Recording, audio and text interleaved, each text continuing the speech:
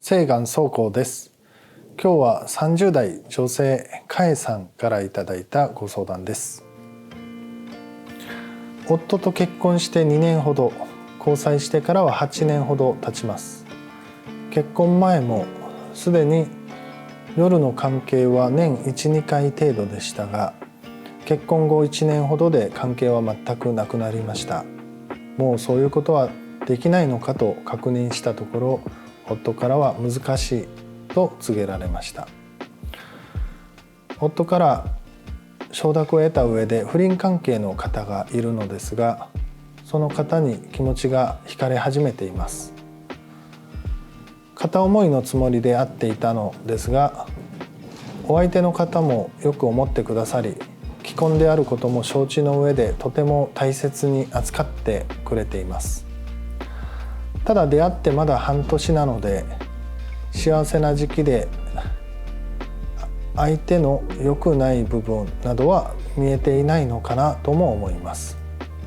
一方で夫もとても私を大切にしてくれています。ただ軽いスキンシップや匂いなどに違和感が出てきてしまって、よくしてくれているとは分かっているものの、体が受け付けない状態になってしまいました。でも今の夫となら友人のような生活のパートナーと割り切ることができたなら、これからも穏やかな日々を過ごせるとは思います。このような時、この先の進め方をどのように判断すべきでしょうか。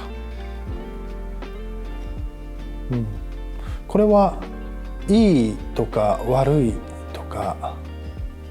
またその正解がどこかにあるっていうご相談という感じがしないので、かえさんがどう生きていきたいか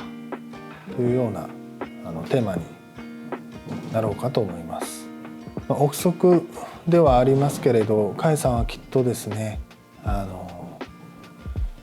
ご主人様からも愛されていて、大切にされていて、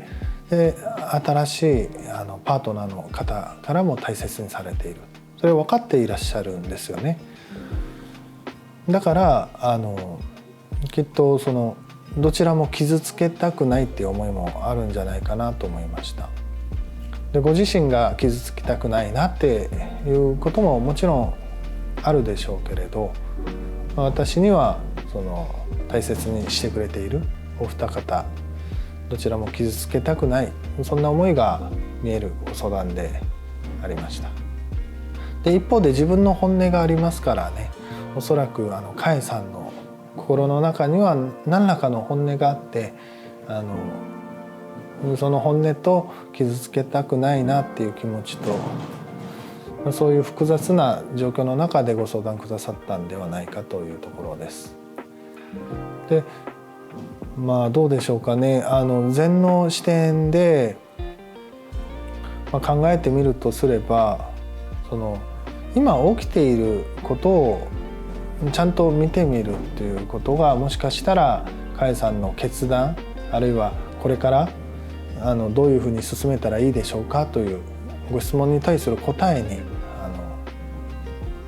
たどり着くヒントになるんじゃないかなと思いますね。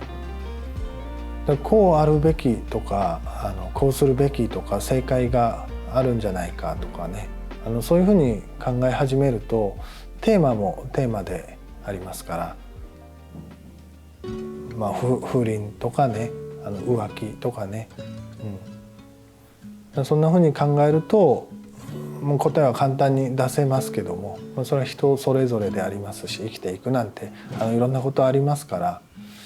自分がどうしたいか、自分の本音はどうかというところに重きを置いて考えればいいんだろうなと思うんですね。でそしてもう一つやっぱりですね、これからどうすればいいんでしょうかという質問をもう少し紐解いてみると、おそらく、どう選べば苦しくないでしょうかとか、もう少し楽に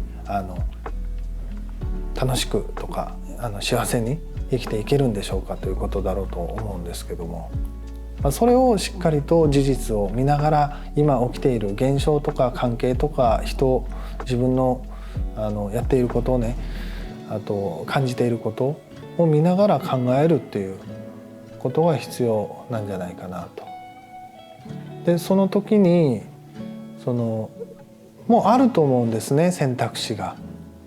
いろいろあると思います。その選択肢それぞれに対して、例えば A という選択をした時に苦しむのは誰なのか、そしてどんなふうに苦しむのかということを考えてみる。もちろん自分のことも含めてです。で簡単そうで非常に複雑で考えることの多い環境にあると思いますので、頭の中でやってみるというだけではどうにもならないと思うんです。ですから私もよくやるんですけども、紙に書いてみるってすごく役に立ちます。ですから書いてみてください、ぜひ。今ね、お便りの中にある登場人物は3人です。大切なお二方とカエさんご自身ですね。でそれぞれがどの選択肢をカエさんが選んだ時にどれほどどういうふうに苦しむのか、あるいは苦しまないのかということを一度書いてみることをお勧めしたいですね。で、もう一つの視点がありまして、やっぱり禅は心を見つめる、本心で生きるということが大切ですから、ご自身の心に注目してほしいんですね。それぞれの選択肢を選んだ場合を考えて、じゃあ B という選択をした時に自分の気持ちとか感情は澄んでいくのか、きれいにね滞りなく、澄んだ心で生きていけるのか、あるいは濁っていくのかということを一度考えてみて、それも書いてみてください。でもう一度今見えているご相談の文章の中だけで読み解ける現実をね、私が整理するためにも一度言葉にしてみます。ご主人様とはスキンシップだったり、ご関係がなくなっているということですね。双方が今はそういう気がないんだろうと思いました。でカエさんの方は心もご主人よりは、そのパートナーの方に傾きつつあるということが書かれてありましたね。で、この今置かれている状況を踏まえた時にどういう選択肢があるか、どうでしょうね。このまま夫婦を続けながらパートナーの方とも関係を続けていく。一応は承諾をいただいた上で今続けておられる関係だという言葉がありましたので、そういう選択肢もあると思いますし、もしくは一度立ち止まってみて、ご主人様と改めて今置かれている状況、起きていること、全てコミュニケーションをとってみるという選択肢もあるかなと思いますね。でそして3つ目はその心が傾いて、パートナーの方との関係が大切だから、例えば離婚ということも踏まえて念頭に置いて新しく関係を築いていく、変えていくっていう選択肢もあると思います。大きく考えるともうこの3つぐらいなんじゃないかなというふうに思ったんですが、他にもあるかもしれません。それぞれについて先ほど申し上げましたように、どの選択をすると誰がどんなふうに苦しむのか、自分の気持ちはどんなふうになって過ごしていくことになるんだろうかというふうに想像して書いてみることですね。やっぱりですね、罪悪感とか後ろめたさを感じて生きるということは想像以上に苦しい生き方です。ですから、できるだけですね 100% そうしなさいっていうとこれまた正解をお伝えしているようなことになりますし、ご自身の本心とはずれてしまいますから、一度ね自分の心をご自身の心をそんな観点で見つめ直して選択していただければと思いますね。選択される時ですね、どういう決断をされる時も覚悟が大事だなということを私は思います。どの選択肢を取ってもきっと私が想像するに誰かが苦しむと思うんですよね。みんな苦しまずにみんなハッピーというふうな選択肢はないんじゃないかなと思いました。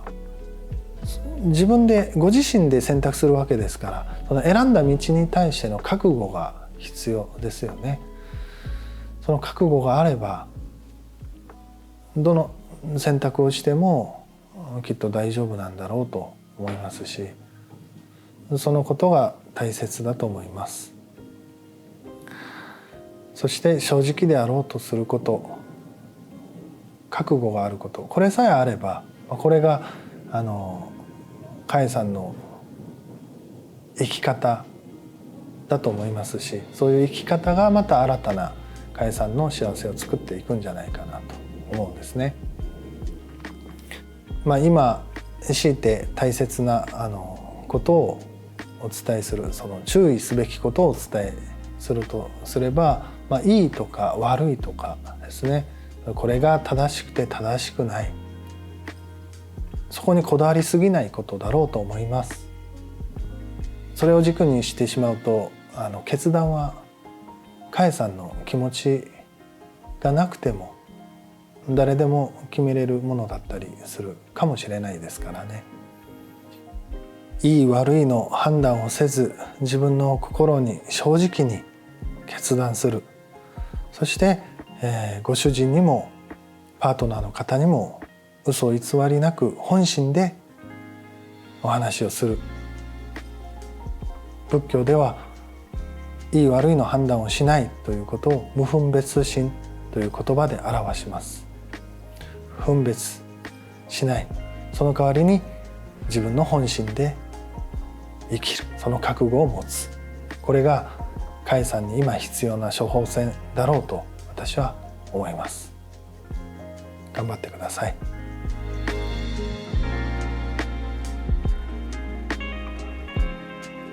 カエさん、そして動画を見てくださっている皆様、本当に感謝いたします。ありがとうございます。